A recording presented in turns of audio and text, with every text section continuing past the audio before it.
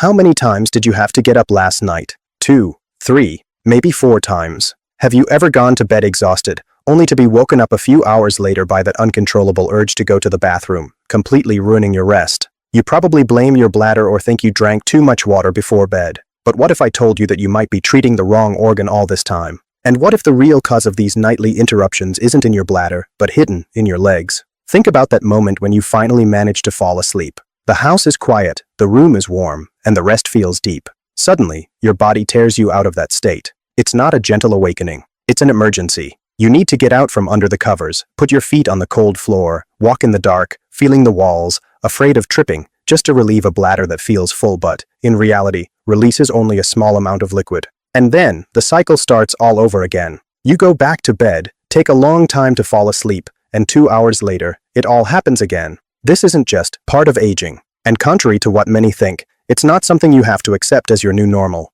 This sleep fragmentation destroys your energy for the next day, affects your memory, your mood, and, most dangerously, drastically increases the risk of nightly falls, which are one of the leading causes of serious hospitalizations here in Canada. You feel that no matter how much you restrict water at night, the result is always the same. The frustration is real, and the sense of helplessness is too. But I have some excellent news for you. If you stay with me until the end of this video, you will understand exactly what is happening inside your body. I'm going to show you clear signs that your legs are sending right now that you are ignoring. And most importantly, I'm going to give you a practical, simple, and free protocol. These are 3 strategic drainage exercises that you can do in your living room without spending a dime to stop this fluid from reaching your bladder in the middle of the night. And, as a crucial bonus, at the end, I will reveal the double voiding technique, a behavioral secret that almost no one teaches, but is the key to ensuring that when you close your eyes, they stay closed until the sun comes up.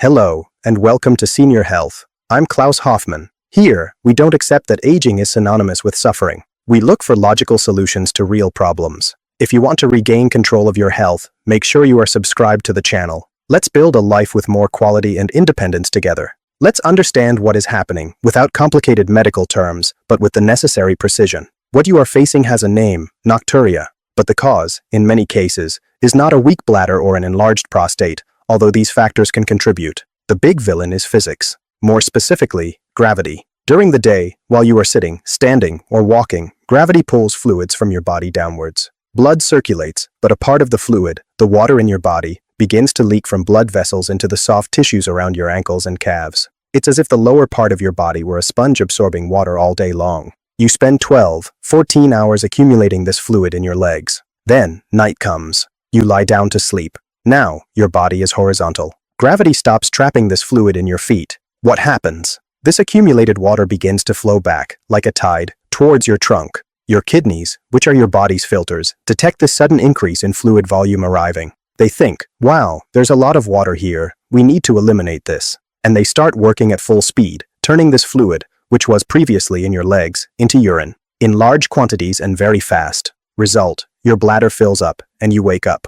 Not because you drank water before bed, but because you drank water with your legs during the day. This time of day, bedtime, then becomes the most dangerous for your rest. If you don't drain this fluid before you lie down, it will be drained while you sleep, by your kidneys. Ignoring this leads to an escalation of risks. We aren't just talking about tiredness. We are talking about safety. Here in Canada, the statistics on falls among seniors during the night are alarming. Getting up dizzy, in the dark, in a hurry, is a recipe for hip fractures and head injuries. Furthermore, chronic sleep deprivation increases the risk of heart problems, hypertension, and diabetes. Your body needs these continuous hours to repair itself. Interrupting the sleep cycle 3 or 4 times a night prevents this repair. How do you know if this is your case? The body sends alerts. Pay attention to these signs. First, sock marks. When you take off your socks at the end of the day, is there that deep indentation in your skin that takes a long time to disappear? That is edema. That is retained fluid. Second sign, a feeling of heaviness in the legs. It's not acute pain, it's a weight, as if you were wearing lead shin guards. Third sign, shiny or stretched skin in the shin and ankle area. This indicates that there is so much fluid pressure there that the skin is taut. Fourth and most revealing sign, you urinate much more volume at night than during the day. If during the day you go to the bathroom little, but at night it seems like an open faucet, this is a classic sign that fluid is being redistributed when you lie down. Now, take a deep breath. There is relief for this. The risk can be drastically reduced. You don't have to live as a hostage to the bathroom. The solution is not to stop drinking water and dehydrate your body, which would be dangerous. The solution is to manage where that water is before you go to bed. We are going to use the body's own mechanics to pump this fluid out of the legs and get the kidneys to process it while you are still awake, watching TV or reading, and not while you are trying to sleep. I have prepared a 3-step protocol. We are going to do a countdown from exercise 3 to exercise 1, with number 1 being the most potent of all. But you need all 3. It is a logical sequence. Let's start with step 3, nerve stimulation with the foot roll. The goal here is to wake up the system and relax the plantar fascia, which is often stiff and prevents correct flow. You will need a tennis ball. If you find it too soft, you can use a solid rubber ball, like those from a pet shop. If you don't have a ball, a small water bottle, full and tightly closed, works. Sit in a comfortable chair. Place the ball under the sole of your right foot. Start applying firm pressure, rolling the ball from the heel to the base of the toes. It's not a caress, it's a deep massage. Look for tension points. Do this for 45 seconds to a minute. Then, switch to your left foot. Why does this work? It stimulates nerve endings and improves initial venous return. You are telling your body, hey, let's start moving things down here. It is the warm-up for the heavy drainage that follows. Step 2, the calf and thigh muscle pump. Now let's use your large muscles as hydraulic pumps. The veins in your legs have valves that prevent blood from going down, but they need muscle contraction to push the fluid up. Stand up. For safety, place a chair against the wall or use a sturdy counter to support your hands. Safety first, always. Position your feet hip-width apart. You are going to do a partial squat.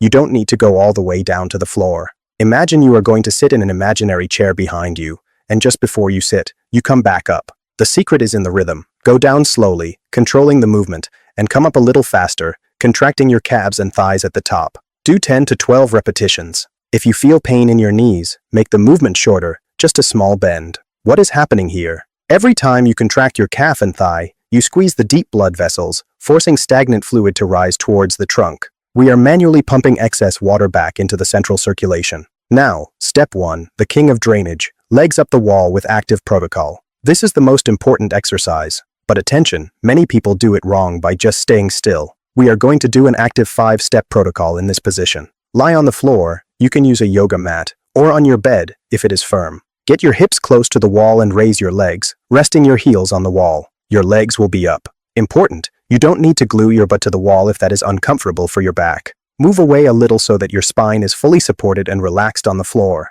Now, the magic happens. Let's potentiate gravity. Action A, activation of the second heart. With your legs up there, do toe movements. Push your toes towards the ceiling and then pull your toes towards your shin. Do this 15 times. This activates the calf pump in the inverted position, enormously facilitating fluid return. Action B, figure 4 massage. Cross your right ankle over your left knee. With your hands, massage your right calf. The movement is always from the ankle towards the knee. You are helping to push the liquid down, which is now the direction of the heart. Do 30 seconds on each leg. Action C, the 120-degree bicycle. Take your feet off the wall. Keep your legs in the air, but open the angle a little so they aren't straight up, but slightly tilted. Do a gentle pedaling movement in the air. 20 turns. This moves the fluid that was trapped in the joints. Action D, the jelly shake. Put your legs up again, relax your muscles completely, let everything go limp. Now, shake your legs. Shake your thighs and calves as if they were gelatin. Do this vigorously for 30 seconds.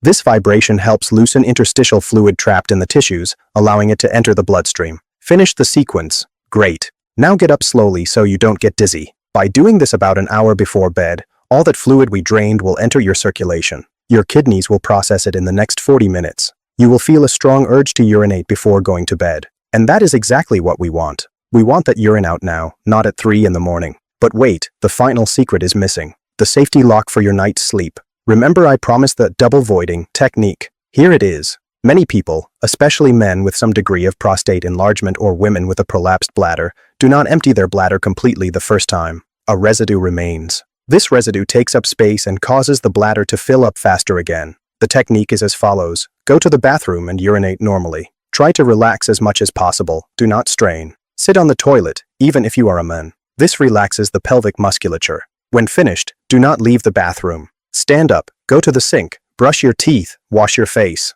Wait about 30 to 60 seconds. Change your body position. Now, try to urinate again. You will be surprised. Almost always a little more comes out, that final bit. This extra volume you just eliminated is the difference between waking up at 4 a.m. desperate or sleeping until 7. Double voiding ensures you start the night with the tank, literally, empty. How to apply this to your daily life? Create a nightly ritual. 1 hour before lying down, do the ball and squat exercises. It takes 3 minutes. Then, go to the floor or bed and do the legs up the wall with the activations. Another 5 minutes. After that, stay calm, read a book, talk. When you finally go to sleep, apply double voiding. It doesn't have to be perfect every day, but consistency is key. Test it tonight. Your body will thank you, and your mind will rest. I really want to know your experience. Comment down below. Have you already noticed those sock marks on your legs at the end of the day? And where are you watching us from here in Canada or the world? Your participation is what drives our community. If you know someone, a friend,